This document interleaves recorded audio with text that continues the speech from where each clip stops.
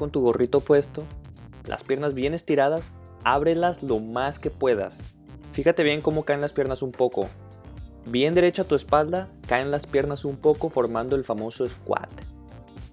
Así es como vas a empezar a practicar el movimiento de la cadera. Mueve tus piernas abiertas de lado a lado tocando las puntas del pie en el piso. Ahora gira la cadera sin tocar el piso y nunca dejes que las ingles se junten. Tienes que estar bien abierto.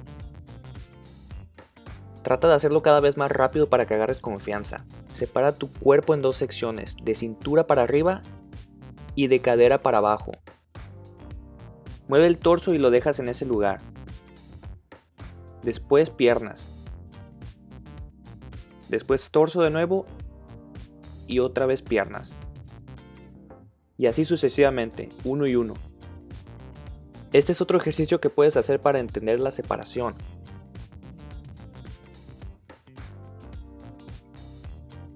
Trata este otro para entenderlo con las piernas abiertas, poco a poco. Ahora sí, trata de hacerlo todo arriba.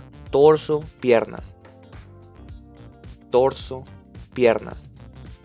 Torso, piernas. ¿Qué es eso? ¿Qué es eso? Otra vez, si se juntan las ingles está mal hecho. No importa que lo hagas despacito, tus piernas deben estar abiertas y estiradas. Imagínate que quieres agarrar algo detrás de tu nuca. Fíjate en el brazo derecho. ¡Pum! Ahí. Intenta controlarte, mantén cuerpo derecho. Controla tus piernas que no pierdan la forma.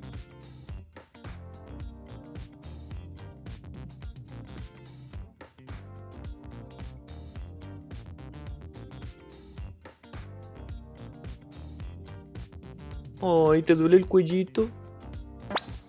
Párate de cabeza pegado a la pared sin manos. Nada más un rato, Chiki, ya me salen esas patadas, ¿ahora qué? Ahí te va este movimiento, practícalo, te va a ayudar a entrar con más potencia.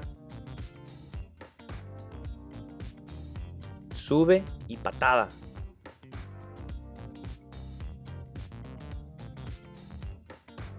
Para poder quedar girar sin manos tienes que tener este movimiento bien dominado. Y trata de mirar siempre la dirección que estás girando. ¡Pum! Avienta los brazos también, es muy importante.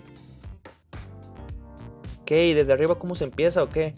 Ahí te va, papá, la misma posición del principio.